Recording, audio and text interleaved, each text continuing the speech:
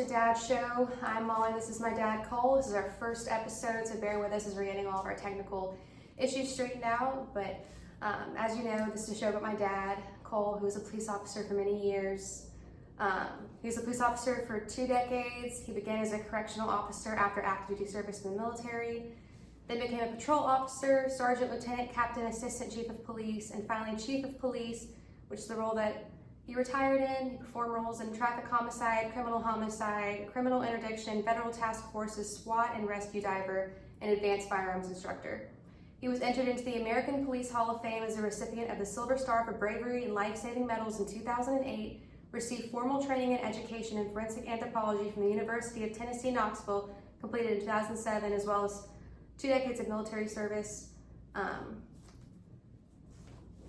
cut that part out. So Dad, why did you become a police officer?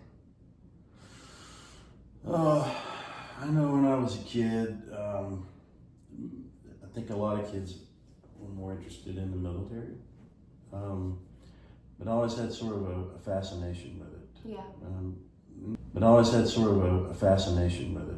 Yeah. Beyond the typical, oh, there's a shiny fire truck or a flashy police car, but it was more about the people that I would see in that role, how they carried themselves, the interaction I had when I was a kid was pretty regular. We had some friends of the family that were in it. One who was a retired Green Beret, got into law enforcement at the state level, so he was a trooper. And I think he was more the inspiration than anything. I think Joey was probably the one that really gave me the most access to it, playing around in the police car when I was a kid, that type of thing. So probably him, if I had to credit the inspiration as the maybe the main driver, but more the values and things I think came later in life, after I was already in the position. Like, what does it really mean to be a police officer?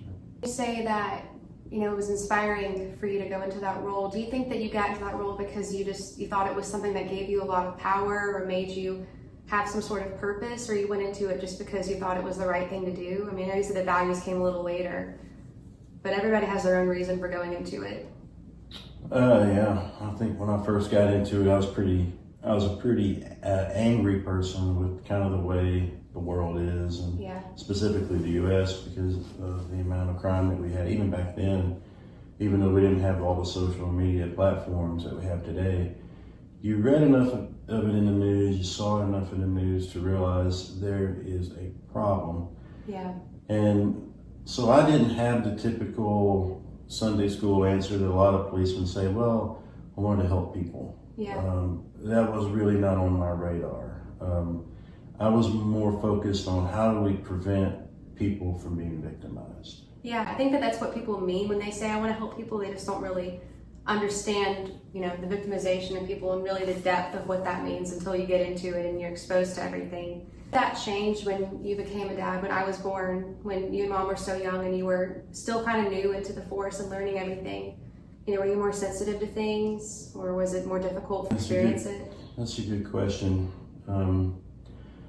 There's an old Japanese idiom, a frog in the well knows nothing of the sea. So in that proverb, what it means is people can often look through a very, very limited perceptual lens of things. Yeah.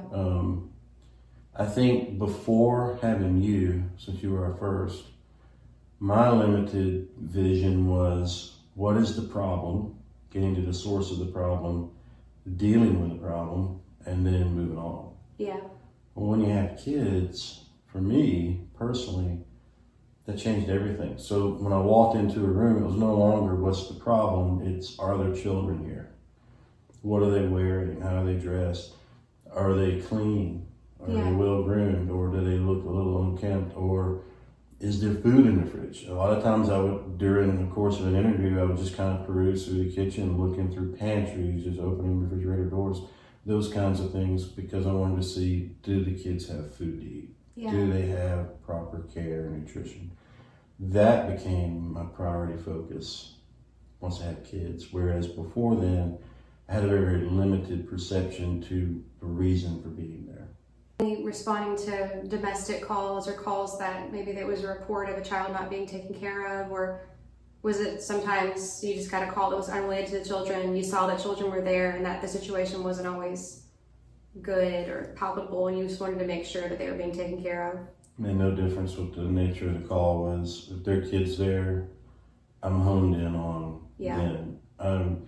When you're a tactical officer, you're always situationally aware. You try to be completely at an advantage point, meaning that how you stand, how you approach, even how you park your car a lot of times matters. Yeah. So those things never went out of the window. They just became more second nature. And then the caregiving, the children, the welfare of the children became more the central focus. So it was more intensely focused than it is the whole tactical approach, because the tactical approach was just muscle memory. Yeah. At some point, it really does just become muscle memory. But the heart always stayed open, so I'm always looking for, are the kids there? Are they well taken care of? If they're not, then I'm already in my mind saying, okay, do they require intervention? If they require intervention, going ahead and preparing myself mentally for the next steps to do that. Yeah. So that if they aren't being taken care of, we can certainly change that. And there's a lot the police officer can do, right? Whenever that intervention needs to be done. I mean, is there anything that you can do beyond contacting CPS or DHR or whatever that particular service might be? Or is there anything you can do personally as an officer that the state can do without those services? They're needed because there's a process of approval that has to commence. So whatever the state is, if it's Department of Human Resources, there's different names for it. They all centralize on the same mission. They have to be involved. There are cases where there can be emergency protective arrangements for children, whether that's shelter or different types of organizations that have those programs, or an immediate family member. There are ways to do it under urgent circumstances. But typically, at least in this state, the law enforcement officer is very, very limited on what he can do on his own authority. Yeah, that's something I definitely noticed, and that may be a concern for a lot of people too, maybe that they've experienced or they've noticed with their friends or family members, and they haven't really been able to, get a hold of that situation. And yeah, I know that's really difficult. I was aware of it. If it was something very, very obvious, I was drawn attention to. I would definitely deal with it. Definitely think that the whole hardening of the heart, meaning that focused on what's the issue, why am I here, who's causing the problem, the disturbance, who is this person or persons, and dealing with them directly, so that I can move on. I mean, I want to get that resolved, so then you're going to move on to the next one, because police officers, especially in large cities, you're on one call, and you may have 1 call, 2 calls, 3 calls holding, meaning that as soon as you leave there, you've got somewhere else you have to be. And whether you're operating alone on a beat or you have a beat partner, it makes no difference. You have to prioritize those calls. Which one needs your immediate attention, so you go from one to the other. So when you operate in a very, very demanding environment like that every time, where you have such limited time to really be effective, then you start going down the list of just, okay, let me go ahead and mitigate the issue that's at hand, and then that way I can move on to the next thing. Once I can make this scene safe, then I can move on to the next one. So that was really the priority. But then once I had kids, specifically you, because you were first, then everything changed for me, because then it was no longer just about why I'm there, it's who is also there. Yeah, that makes sense. Was it difficult having a beat partner if they didn't understand maybe the risks of that environment, or they didn't see the signs that you saw? Maybe because, you grew up in a tough environment where you were exposed to some of those things, and it might have been sort of a trigger at some point. You might have even saw yourself in those kids. Did that ever happen? And maybe your beat partner just didn't understand what was going on or how difficult the situation actually was? Or usually are you both on the same page and both trying to get the same solution? The only time I had a beat partner is when I was in training. Yeah. So every department has a field training officer program, or at least I hope they do. And they vary depending on the agency. So they can be very, very long, they can be very brief, depending on what the needs of the department Typically in larger departments, you have a longer prolonged period of time where you're under the observation of someone that's a senior in that department that's been certified as a field training officer based on those department qualifications. And so they're with you during that interim period of being fresh out of the academy and then getting on the streets on your own. It was the only time I had it. I can honestly say, because you do that I did on all 3 shifts. So I did the day shift, rotation, an evening shift, and then a night shift. All 3 of them were wonderful. I learned a lot from them. They were very insightful. We had very similar personalities, so that really made it easy to click. So we had more of a uniform approach to things. Each one had their own little nuances that I had to learn. And likewise with me, they had to learn what my nuances were, what were my pet peeves, how did I approach a car, what did I do differently than they did, and we just kind of trained together so that we can understand each other. But I think principally, probably the humane part of it, meaning especially with children, they could all relate because they're all dads themselves. So we all had the same type of approach. Kids were definitely a priority. It mattered if we weren't going to leave a scene if we felt like a kid was being poorly attended to or was in very, very undesirable conditions. We would certainly remedy that before we left, meaning that if that meant calling a relative, getting the HR involved, or both. I mean, just there's various ways of intervention.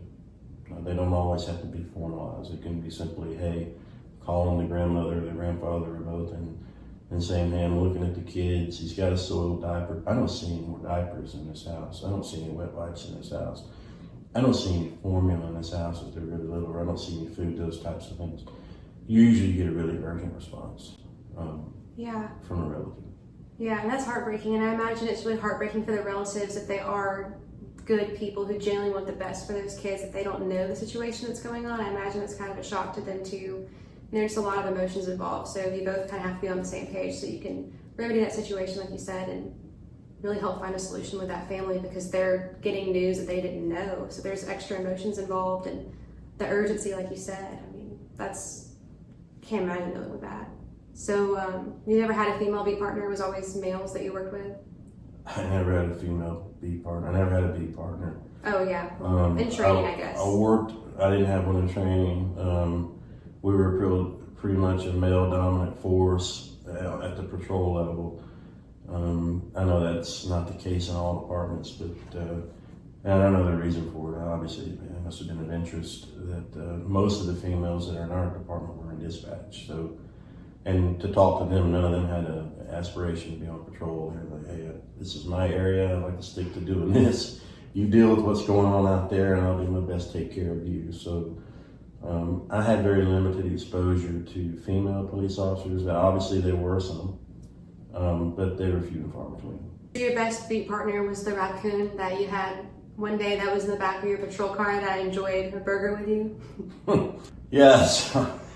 The raccoon was an interesting one. We aren't typically animal control, but there was a particular winter where it was, for some reason, in Alabama, we had not only cold weather, but we had ice on the roads, and we had a little snow accumulation, which is, those 3 things is really, really rare here. But they happened.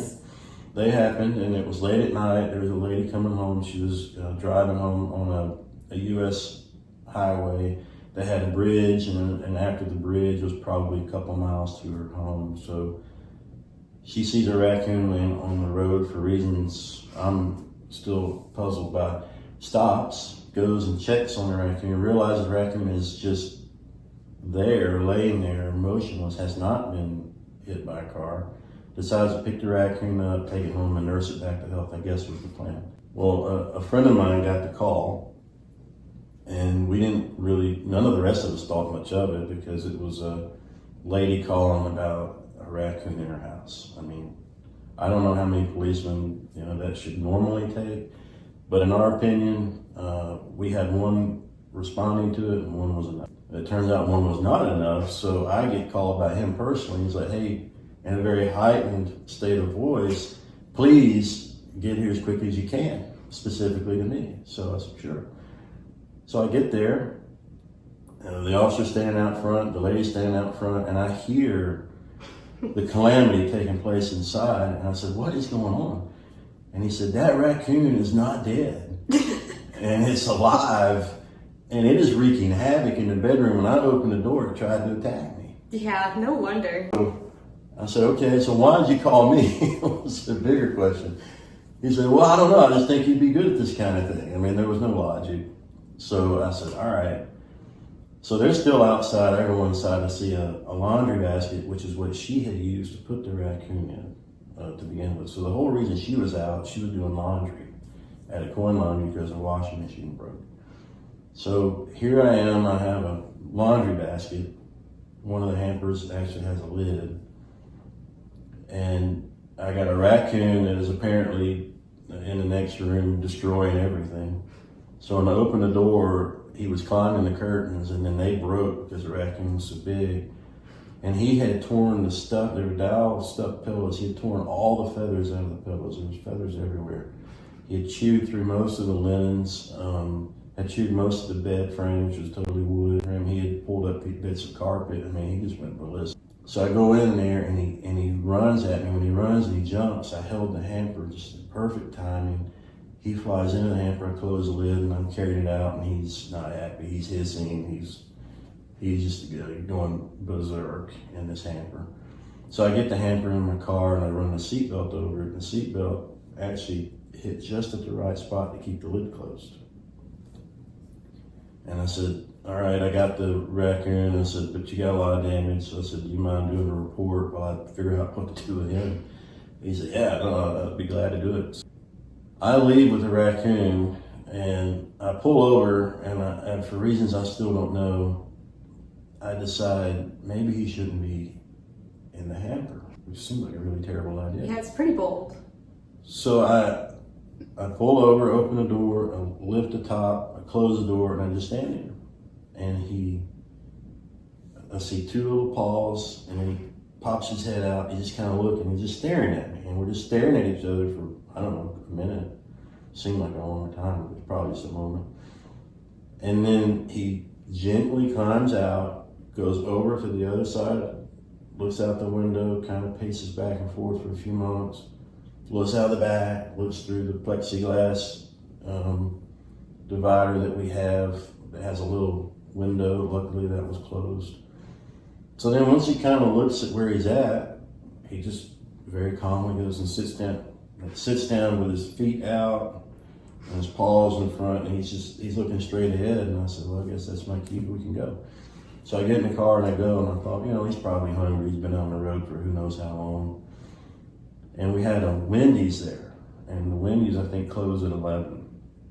And I think we're about that time because they're closing. The grill's closed. There's no more orders being taken. I walk inside. They're usually really gracious with us. They would give us a bag of whatever's left, so if they had 4 or 5 burgers or 10 or whatever, they would give you what was there to keep from throwing it away. So I said, yeah, that'd be great. So I got a cheeseburger and an apple juice box, the one you put the little straw in. I don't know anything about raccoons. I mean, I knew what we knew as kids, which was very little. They have thumbs like us. I mean, they do have opposable thumbs. Yeah. I don't even know if I knew that, but they can manipulate objects. So I put the straw in the juice box. I laid the juice box in the seat. I put the burger in there, left the wrapping on. He calmly goes over. He picks up the juice box, and he squeezes it, and the juice comes out, and he realizes if I sip out of the straw, juice will come out. So he's doing that. And then the interest of the hamburger quickly happens, and so he's getting through the paper. And so he takes the burger, he takes the apple juice, he goes and sits down in the same spot, and he's drinking juice and he's eating a hamburger, a plain cheeseburger, and he loved it. So I said, well, he's kind of endearing, I can't just drop him off. So at this point, my corporal calls me, who's my immediate supervisor. He calls and he says, hey, what's the status of that raccoon? I said, well, right now he's eating a cheeseburger and drinking some apple juice. And he said, you gotta be kidding me. So he meets me there, looks in the back. This gets the attention of our sergeant, who is our shift watch commander.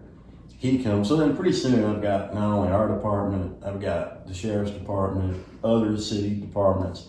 I mean, there's 15 policemen in the parking lot of Wendy's watching a raccoon finish off a cheeseburger and an apple juice box. Yeah, I don't blame them. Yeah, so it was pretty interesting. So everyone, I mean, you know, we had those old cameras back in the day that had the little memory stick in them. I mean, these guys are popping in the memory stick, taking pictures of this raccoon. So then I worked the rest of the shift with him back there. And so I got a few hours left. And then at dawn, what we typically do, soon at sunbreak, our shift ended at 6, about 5:30, sun's popping over the trees.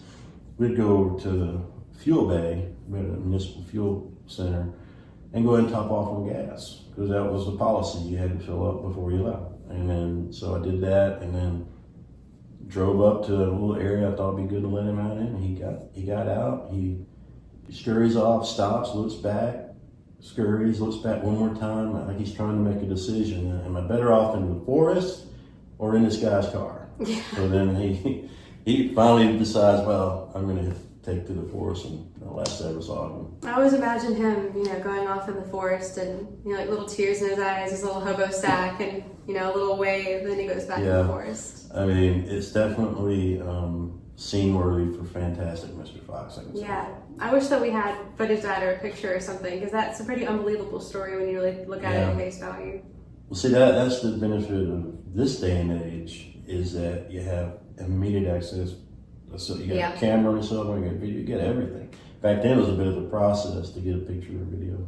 It was like the 1800s where you had to go underneath the little curtain and get everybody in frame and then press the button like that. It's pretty close. It's pretty close. Yeah, I guess you didn't really have cell phones, you had pagers back then, so it was a different world.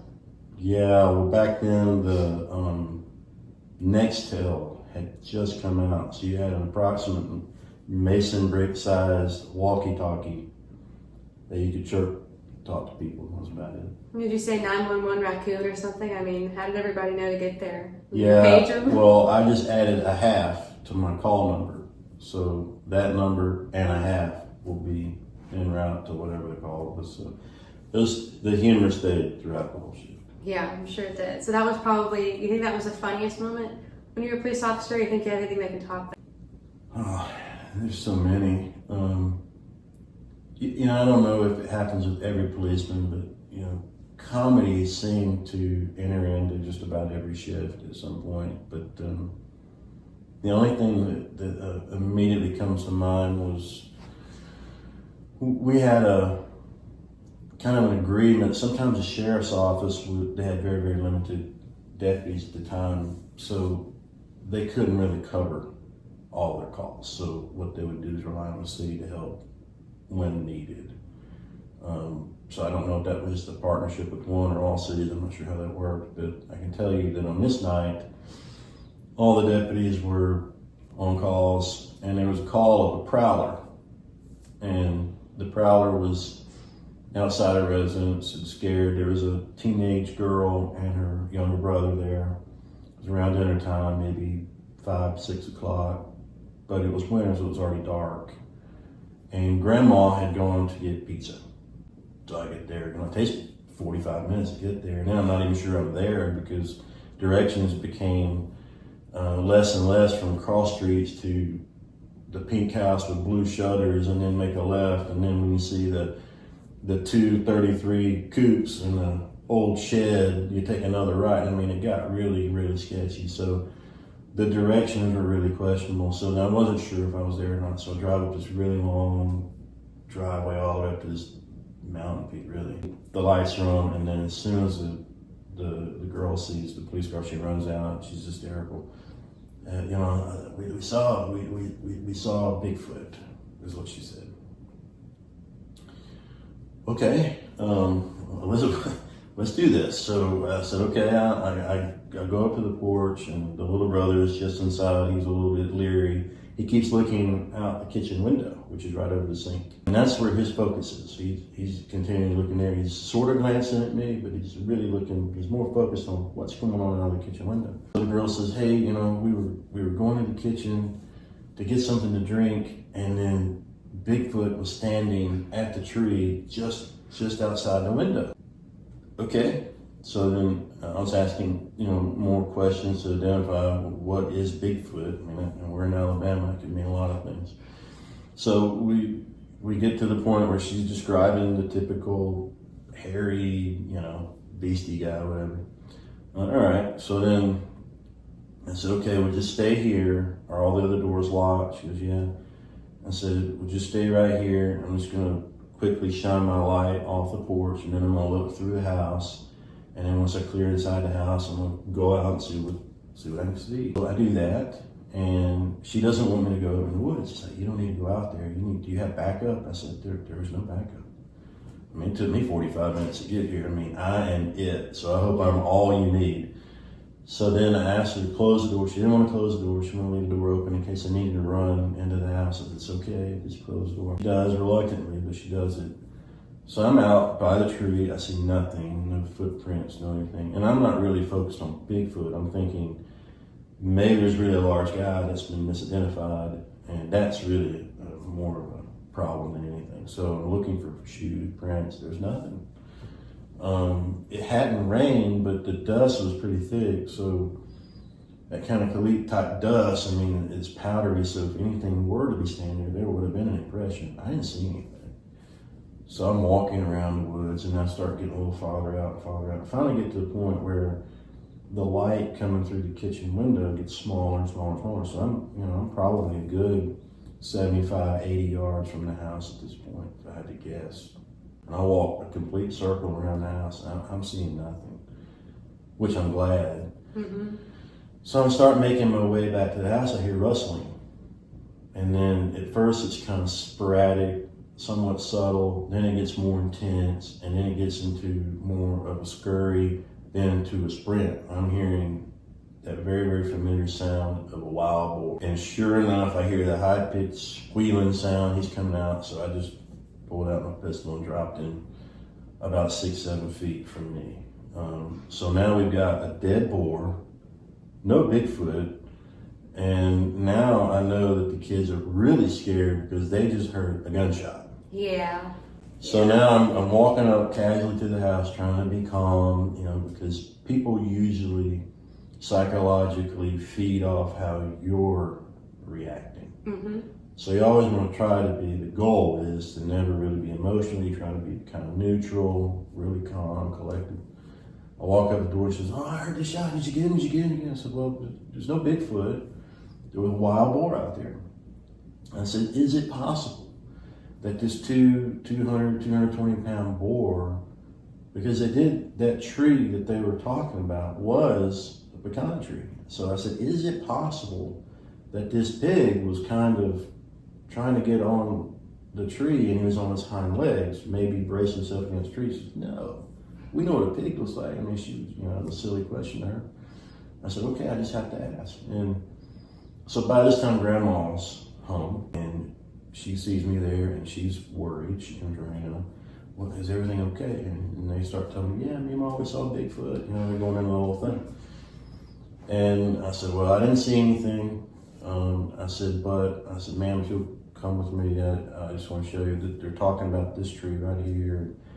She's like, yeah, it's the same tree he always comes under. Like, Grandma knows, she's got some history with Bigfoot. He always stands over there. I don't know why. He always stands there and looks right into the kitchen. I said, when you say he, who are you talking about? Well, Bigfoot. I said, okay. I said, if it's okay to come inside, I'm just going to get quick pieces of information. I said, we don't require a report, but since it was a county call, they document everything. I got to send them an incident offense report. So well, sure. So I'm doing the same thing I did before, just confirming the statement the young lady had given me, talking to Grandma, who's got 30, 40 years experience with Bigfoot, it turns out. And then I go to the little boy. I asked him, I said, well, what did you see? And he said, well, all I can tell you, mister, I turned out there and looked out that window, and there's a big hairy man standing out there. I said, a big hairy man. Yeah, yes, sir. I swear I was over that tree over there. We're talking about backwoods Alabama. I said, okay. So I wrote it exactly as he said it in the report. I mean, I even tried to get the spelling as close as I could to how he pronounced it. And I was talking to the grandma as I left. I said, ma'am, we'll just make sure all your doors are locked. Just keep an eye out. Anything else happens, call us back and we'll come out.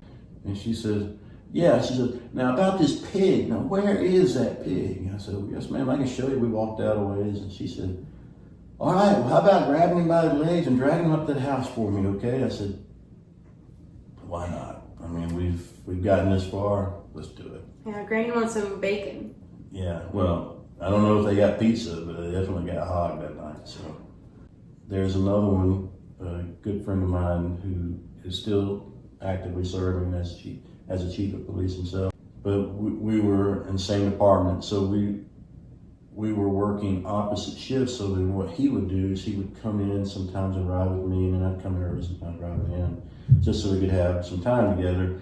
And we kind of coined the task force. Like, we were the town task force. You know, that was a little joke, inside joke for us. We had just eaten lunch, and he's going home to get some sleep before the evening shift, because we work 12-hour shifts, 6 to 6. And I get a call from the dispatcher on the next tel. He says, hey, he said, I just got a call from a lady. Her cat got out. He's in a tree. Can you go get it? I thought it was a joke. And I said, I'm sorry, did you just tell me an old lady let her cat out and now he's in a tree, and you expect me to go do what with this cat? I said, is this a joke? He goes, no, it's not a joke, it's real. And she's waiting on you. And I said, well, call the fire department. I mean, they got ladders, they can deal with cats. He's like, yeah, I already did that to work in a wreck, so they can't respond. And I said, okay. I said, and we went back and forth because I'm not convinced this is a real call. And he goes, okay, I'll give it to you on the radio. And he gave it to me on the radio, and I could not believe it. So I go, and the old lady's out there coaxing the cat. The cat is about 150 years old. He's in the tree. He just, he can barely even make an audible noise. And I said, this is really happening. So I didn't have a ladder, but she had a ladder laying by the house. I grabbed a ladder, I put it next to the tree. I get within arm's grasp of the cat, and then all of a sudden, despite his archaic age, he manages some agility, and is quite nimble actually, to go up a few more branches and now on top of the house. You've got to be kidding me. So I got on the next cell, called and I said, hey, he's on the house. Is the fire department clear on the wreck? Can they come down in the ladder truck and get this cat so I can get something else? He says, no, they're still on the wreck. You're gonna have to deal with it. I said, great. So then I put the ladder next to the house, and I get up there, and he's just at the ledge, right near the gutter. And I'm thinking, maybe there's a chance I can just grab him before he does anything else, gets any other clever ideas. So I get within just a half wrist length of him, and he's just right there. And when I go to grab him, he goes up to the pitch of the roof. I said, this is unbelievable. I said, ma'am, I said, are you sure this cat won't come down on his own? I mean, he manipulated these branches pretty well. He's on your house. He said, no, he can't get down. If he tries to get down, he'll hurt himself. And I said, oh, good grief. So, cussing under my breath, and then I start my way onto, and I go to kind of go from a crawling stance to somewhat of a kneeling stance. And the objective is to kind of kick off my dominant foot, lunge, grab the cat, and then get him off the house. As I go to stand up, my leg goes through the roof. The house is so decrepit, or at least the roof, my foot goes all the way through the drywall into the living room, and the lady said, is that your foot? I said, ma'am, I don't see how it could be anyone else. And so the cat then comes down, jumps onto the porch railing, and back to the lady.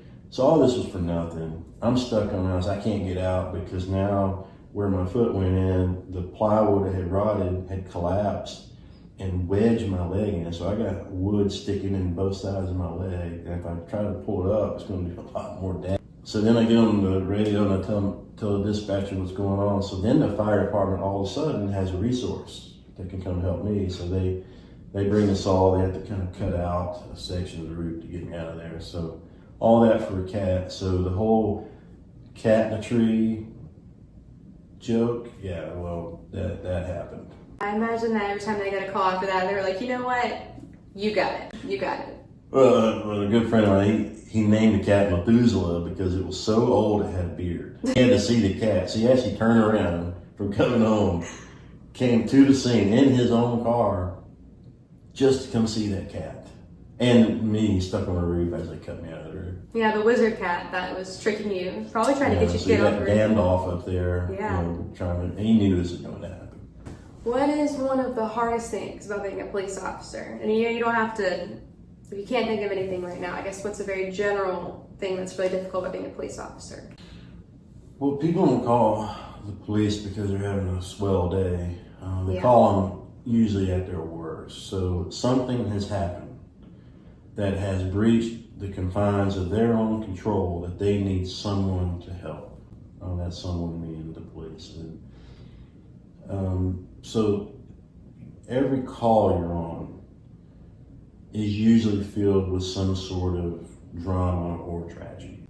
Well, you're a human just like they're human, but when you're exposed to those types of things time and time, shift after shift, call after call, it really wears heavily on you, emotionally, psychologically, to a point where you have sort of a choice. In order to continue to do the job, to show up every day and be as effective as you were yesterday, and hopefully maybe a little bit better than yesterday, you've got to somehow contend with this. So for me, it just meant neatly compartmentalizing things mentally to say, okay, that was terrible, that happened. I don't know why that happened. I'm not sure what possessed this person to do what they did, but I'm going to file that away, and then one day I'll deal with it, but it won't be today because I want to continue to be able to function. And that went well during the course of 20 years, but at some point, you're no longer doing the job anymore. And as for me, not only did I have a career in law enforcement, but also in engineering. So when policing stopped, engineering continued to go. Well, that's great because engineering was a really different scenario altogether because I'm dealing with machines. I don't have to deal with the drama of people. I'm just dealing with machines. And if it didn't get designed well, that was on me. If it didn't get fabricated well, on me. Commissioned, that's on me. So I'm really in control from everything that I'm designing and building. And it's a little bit different kind of stress. There are stresses there, but completely negligible compared to what you deal with as a police officer. So you see all these horrible things, whether it's a fatal traffic accident, whether it's a domestic violence situation that's horrible, or homicide. There's just so many different examples. But what do you do with it? Well, once you compartmentalize it, it doesn't go anywhere, it just stays there. And kind of like a computer where you run out of memory, you start running out of capacity at some point. And when you run out of capacity, it starts kind of flowing over into everything. So I could be designing a piece of equipment and I would be instantly drawn back, 15 years prior to a case I worked or a call I answered or something. And now all of a sudden it's being relived in that moment. Well, I'm not being very effective as an engineer now because now I'm revisiting something that I thought I neatly tucked away for save the date and deal with it in said future time that now I'm dealing with in the here and the now. It's very spontaneous. And for me, it could be weather. It could be the way the wind was blowing today. It could be the changing of the leaves. Once I got to a certain color arrangement where you started seeing the red, the orange, and the yellow. It was so many different environmental factors that would kind of trigger these memories. And I think for me, it was the point where I realized how traumatic it was. Kind of dismissed it because when you're a police officer, at least for me, speaking for me personally, you had to be tough, you had to be no nonsense, you couldn't have any weaknesses. That you had to carry yourself that looked like you had everything figured out, you had everything together, and that nothing came as a surprise to you. Especially when you're a tactical officer in SWAT and things like that, you really have to have it together because you're the guy that the normal police officers are calling when things get really bad. So it's a whole different level at that point. So things have escalated to a point where it's no longer controllable by the patrol force. Like, they've got to call in special weapons and tactics. So you got to deal with it. I found I was very ill-equipped to deal with it. I found it to be very isolating for me. I kind of felt like I was on an island. And who do you talk to? How do you even bring it up? How do I even approach someone to say, I don't know why I'm remembering this now, but this happened 15 years ago. It's coming full circle. I had taken courses in psychology in college, but it never really resonated. It was just a course I had to take, so I just kind of put minimum effort into it to pass, really. So I never really took the opportunity in those textbooks to really go through it to see, is there anything of value here that may help? And that's when I really started going back to those textbooks, so I kept them and say, all right, well then, what does the DSM-5 tell me, for example? What is it saying that I'm experiencing right now? And then what are the counter measures to try to move on? And someone that I have a lot of respect for, who's a retired police officer and a therapist who you know really well, call them shadows. I think that's a really appropriate term because it's a very dark moment in your life, and it manifests again in your life like a shadow. It's just following you. It's something you thought you'd kind of put in a little filing cabinet in your mind. Now it's loose, and there's no getting it back in there. So I found that I would relive certain calls, days, weeks, months, years on end. Then I would start playing the what if game, which is highly dangerous to do because then you start second guessing everything at that point, not just your approach. Did I get there quickly enough? When I took a left, did I really do due diligence to create the shortest distance to getting to that call from where I was? And I even did this on a call where I went after work before coming home. I went and drove out to that address and I backtracked it. I literally did this. I backtracked it. Okay, if this is where I was when the call went out, because I remember it very vividly, this is where the call was, and I backtracked to see, could I save any time if I went a different direction?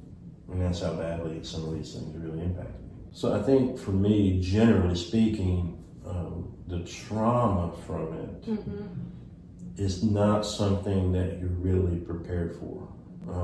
You're prepared for the uniform, you're prepared for the car, you're prepared for the weapons you use, all the little gadgets on your belt, your pepper spray, your handcuffs, all the stuff that you train with is pretty comfortable. You can accept all that, and that's okay, that's great. But then how do you accept the fact that you're intervening daily in some of the worst moments in people's lives? A lot of people tell you, well, I go to therapy, or I see my pastor and a psychologist, or I'm on medication. Some people will tell you that I served with years ago. Back then, we didn't really have a lot of resources, and it wasn't really talked about. And if you did seem to have struggles with it, you were just a weak person, you weren't a good fit, you should find something else to do. So it really wasn't a popular thing, or definitely a well-received thing to go tell someone, I think I'm struggling and I need help. It wasn't well received. Was it also a concern if you were telling people about that you'd be pulled, and not be able to serve until you were cleared again? Like psychologically, was that something people were concerned about because they wanted to keep doing it so they didn't have to relive it daily and they could just keep pushing it off and getting new trauma, really, so that they could bury it even further down, like you said, into the filing system, quote unquote?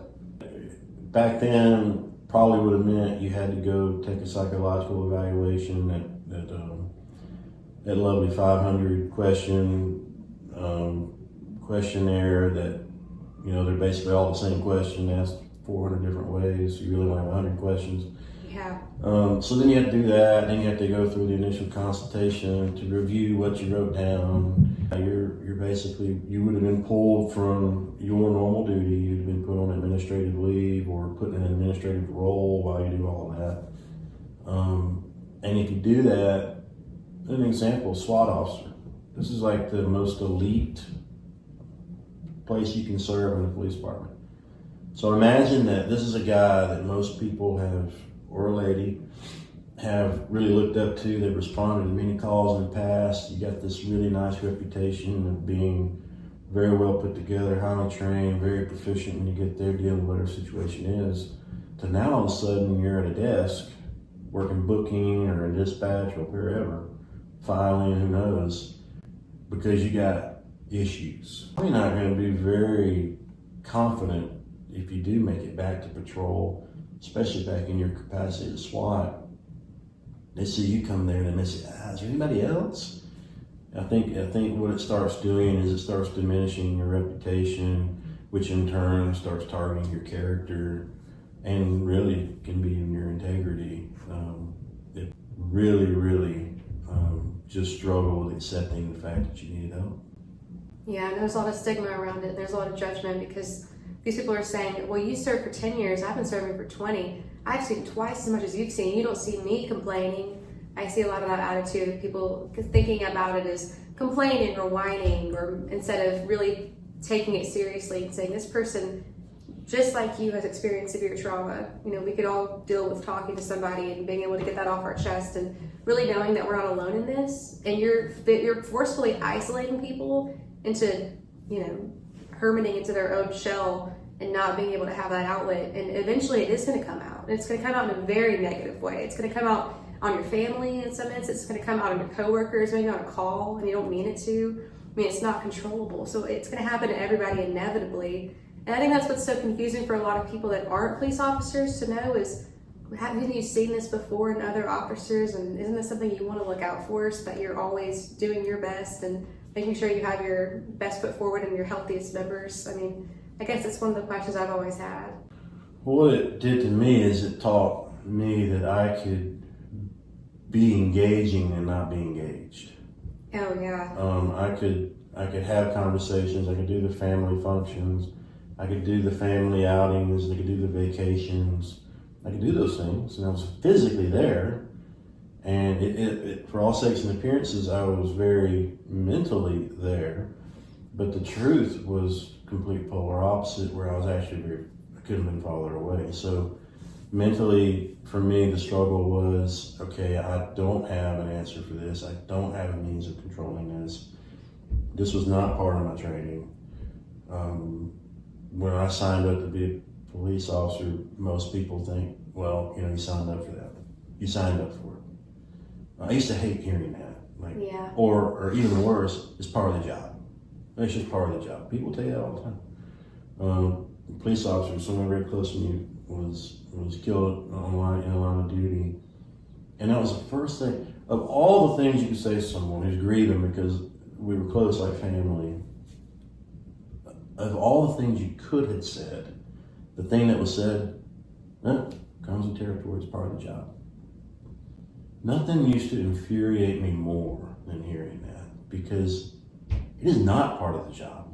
It's not. It is a hazard that can manifest itself in the job.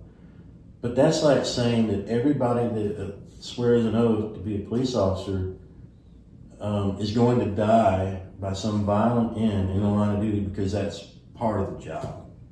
Yeah. And it's not true. And people shouldn't say it. And it's one thing that I've heard time and time again that I would try to correct. And, you know, of course it fell into deaf ears. But, you know, that's like saying that everyone that gets behind the wheel of a car is going to die in a horrific fatal accident. Yeah, just because you're driving a 2,000-pound vehicle means you're going to die, or you're going to take somebody else out with you. It's inevitable. Yeah. It's just part of the drive. And so it's bad enough when you're dealing with other people's trauma. It's really bad when you're dealing with that on top of now a very, very personal trauma where you just lost someone very close to you. And so now you're struggling with that as well. But on the same token, if you go ask for help, if you go ask your department for help, then the stigma that comes with it is something that is usually and I've seen this happen to police officers, that was more unbearable than the trauma, which ended up costing them to leave and find other professions. They just couldn't stay there. Not because they couldn't handle the trauma that they experienced, but because how they were treated when they asked for help. And because they lost your community. The only thing that's keeping you together when you're there is knowing that there are other people around you who are experiencing the same things that you're dealing with real time. And if they don't have your back, then, I mean, what's the point? Like, it's over in a lot of people's eyes. And I feel like that's the most devastating part of it is, oh, so I'm not good enough for you. I'm defective now. Why am I here? You know, and then they have to figure out what their purpose would be in civilian life. And that's a lot hard. I know that you know what that's like, trying to adjust back into civilian life. If you don't have that, then why are you calling yourself a police force? It's not a force anymore. It's not a community of people together with the same goals. Yeah, there's a lot of strides that still need to be made in mental health. I'm a big football fan, and one thing that you hear all the time is about the mental wellness of the athlete, the student athlete. So we've agreed as a country that a student athlete needs proper mental health. Why should it be any different for any professional, whether you're a police officer, a firefighter, whatever? Why is it any different? In fact, it should be more publicized and more encouraged, because you are dealing with things very likely a student athlete will never encounter in their life. And you're encountering it sometimes depending on where you work on a daily basis. And the only reason why they're really talking about mental health of student athletes, if they're being honest, is because of all of the traumatic brain injuries and the concussions and the fact that they allow players to keep playing when they're concussed, and they're killing people. I mean, they are. So they're trying to avoid that lawsuit by saying, well, you know, we gave them a brain scan, told them they can't play, we gave them the option, but you know, it's crazy how in police officers you have that casualty all the time where people decide to take their own life because they can't deal with it anymore. Firefighters, veterans, I mean, you see it all the time, and that's not dealt with. That's not the responsibility of the administration to have to deal with that. That's on the person. Oh, well, he decided to do that. That's on him. And I don't think that's fair. I don't think that makes sense. And it's devastating. Well, it is devastating. I lost 6 people I was really close to in a span of 4 years, and all took their own life because they were also military veterans and had been abroad and had encountered things there, and had also encountered things as a police officer, and it was affecting the family. Yeah. And usually that's where, unfortunately, the line is drawn for some people. They say, well, things have now spiraled to a point. The only resolution is for me to end my own life. And there's nothing to me more heartbreaking than someone that has convinced themselves that is the only means of resolution. Because it does destroy this, it crushes the spirit.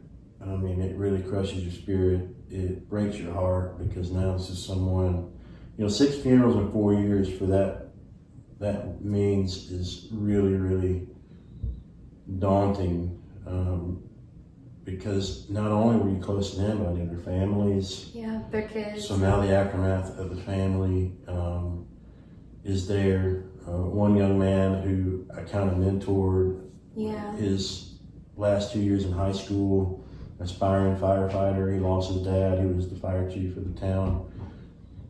Took him under my wing, and he expressed an interest in law enforcement, and I kind of began, grooming him on how to be a really good police officer. 2 years into his career, he took his own life. And for me, I carry that still, because there is a very high degree of accountability. What if I encouraged him to be a doctor? What if I'd encouraged him, the what if game comes into play? Would he still be here?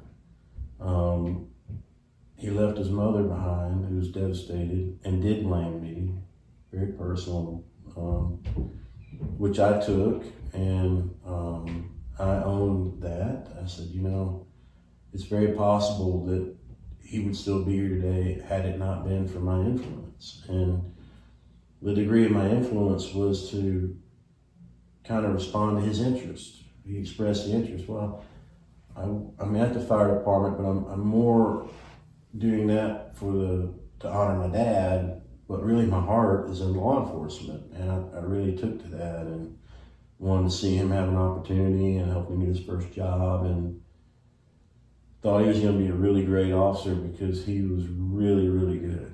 I mean, he was very tactically aware of everything that from the moment he got on the scene till he left, and really embraced those things that we trained together, preparing him for. And then I remember attending his graduation ceremony at the police academy, and then 2 years later, I'm at his funeral. It's not easy to deal with the daily stuff, and it's even worse when you pile on the very, very personal impact that a death has on you and the family that they leave behind. More really specific to the family, because all of them except for him had families, meaning they had wives and children. And that was really difficult to see, and have little ones that don't really understand what's going on, not know my daddy's not there anymore. And that really just kills you inside. I struggle with that. I struggle with that today, just as I did all those years ago. And I don't know the answer for how do you ever really overcome it when it still remains such a very present part of your life. I don't have an answer for that. My faith gives me an opportunity to cope with things in a way that I didn't have before, because for 17 years of my law enforcement career, I couldn't have been farther from God as east as to west. I had decided that because of those daily encounters, there's no way he can fully exist and things in the world be the way that they are, to be this dark. I cannot allow myself to believe that. And I convinced myself of that. And then many years came back to him, thankfully, and realizing, oh yes, he is not only there, he's very present, but he's also very loving, and he's got such a power to really impact you on a daily basis, to mend broken hearts, restore the brokenness. And if it hadn't been for that, I don't know that I would be here today, to tell you the truth. Because I remember at that point in my life, I was really questioning a lot of things. And one of the questions I was asking myself every day is, can I get through today and into tomorrow? Can I do that? Or will this be the day? Will this be the day that it all ends? And I think when you start asking yourself that question, you're already at a point of disparity that intervention was long overdue. Yeah. I was fortunate where we started attending a new church, and there was a pastor there whom I love dearly, who passed away not long ago, and really embraced me and said, look, I don't have the answers either. I know who does, and we'll take this journey, we'll take it one step at a time, one day at a time. And if it hadn't been for Matthew, I don't think I could have become who I am today. You know, God puts people in your life sometimes for the whole journey, like your family. Sometimes he puts people in your life for a season. And I'm very grateful for the season I had with Matthew, because it was a complete life-changing experience, being his friend, and being under his mentorship and counsel, but just having that walk in faith with someone that I could ask questions that didn't judge me by the question asked. It wasn't condemning, wasn't narcissistic enough to say, don't question this, just do it. Because the way that I grew up as a kid, not only in the Baptist church, but also the Catholic church, I had kind of a weird experience religiously, where I went from one to the other, and neither one of them were really, I didn't think, encouraging at all. It was really more focused on everything we're doing wrong, and it was very hellfire damnation. It was really, I don't remember the Holy Spirit ever being mentioned. So there's a lot of things that I was introduced to from a religious perspective that didn't give me much hope either. Yeah. So it was really nice to see someone who did not respond that way at all. And really, truthfully, when I look at him, it was probably the closest thing in a human being that I could probably experience how Jesus treated people when he was here. And that will always be special to me, and people will have their opinions, and they may have had different experiences with him. It was not the experience I had, and I'm grateful for that. Faith, to me, was the ultimate game changer. Not only answering the question, how do I get through today and to tomorrow, but making it no longer about me, not asking God to be blessed, but to be a blessing for other people. So how do you take up all that pain, all that trauma, and you ball it up under grace that he gave, and then you try to go help people, which is my daily mission. I committed to myself years ago, impact one person in a positive way every day, just one. And if I can do that, then the answer for today to tomorrow is whoever that person is. That's the answer. I'm getting through today because tomorrow I get to talk to this person. Tomorrow I get to engage with this person who they may have been asking themselves that very question. Yeah. How do I get from today to tomorrow? And then lo and behold, we meet. So for me, it was a spiritual journey. Not everybody believes, I understand that. And there are other ways to cope, I understand that. But for my journey, it was faith that gave me the hope and the help that I needed. Men and women can fail you every day. I found God is unfailing. And to me, that was everything I needed. The only regret that I have is being absent from him by choice. I removed myself from him during those 17 years.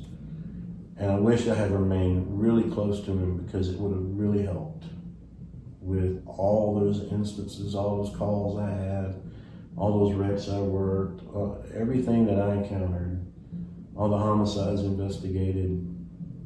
It would have really helped me to have been closer to him then and not apart from him. Those of us, who make that choice to believe and to follow the faith, I think, there are a lot of times in my life where I felt very empty because I didn't have that. And having it now is a complete restoration of my life and my spirit. And seeing it transform your relationship too is really, really special. And you realize how crucial it is to have some sort of faith system. It's important to be able to share that with people, and I think that having those experiences is really, it sets you apart, and it allows you to relate to people who may not have ever related to someone else before, who could say, oh, I thought I was alone in this, and now I know. Well, yeah, because the other impact was, Mom and you guys, you and your brothers, you needed a dad that was fully engaged. And that was hard for me for a lot of years. There were a lot of struggles there. So then one of the other issues that I battled with myself internally was, if I hadn't made this career decision, if I just stuck with the engineering and not even done the law enforcement at all, would I have been a better dad and husband? And that's a dangerous thought process to start engaging with yourself in, because then you start robbing yourself the joy that you have each day with your family, because or at least I was ashamed. I was very, very disgraced by the fact that I had allowed so many negative things to kind of occupy my mental capacity. So I wasn't really being the best version of myself for all of you and other people. So then it really felt really isolating. I lived on this island for a long time. So the whole faith journey brought me back, and it eliminated the isolation. It allowed me to be engaged and engaging, which for quality of life was so much better. There was joy, there was peace, there was happiness. There wasn't this dismal perception of the world and my fears of every time we went to the grocery store or anytime we left the house, got in the car. I had this whole paranoid session with myself. Okay, is there going to be a car coming? Or when we get to the grocery store, is someone going to try to rob it? I mean, you're going through all these scenarios in your mind because you've dealt with those scenarios. Here was everyone being safe and getting home every day safely, to a point where I obsessed over it, where I would ask Mom the day before, hey, what are our plans tomorrow? Oh, well, we need to go to, we didn't have Publix back then. Well, we need to go to the grocery store. We need to go to the hardware store. Okay, so then if I wasn't really familiar with those places, I would go to those places on patrol, walk the whole facility. All right, where are the entries? Where are the exits? Where's the best place to go if something happens? I mean, I was casing out the place so I could find the safest place if something were to happen to get you, she, or all of you if we're together in that space. I mean, that's how obsessed I was for security and safety. And I don't think for any minute that all law enforcement officers have that mentality, but that was one of the impacts it had on me. Yeah. Well, I think this is probably a good spot to wrap up, and in our next episode we can kind of talk about what led you to decide to retire. Off here, talk more about the experiences that my dad had and why he retired, get more into some more details of everything.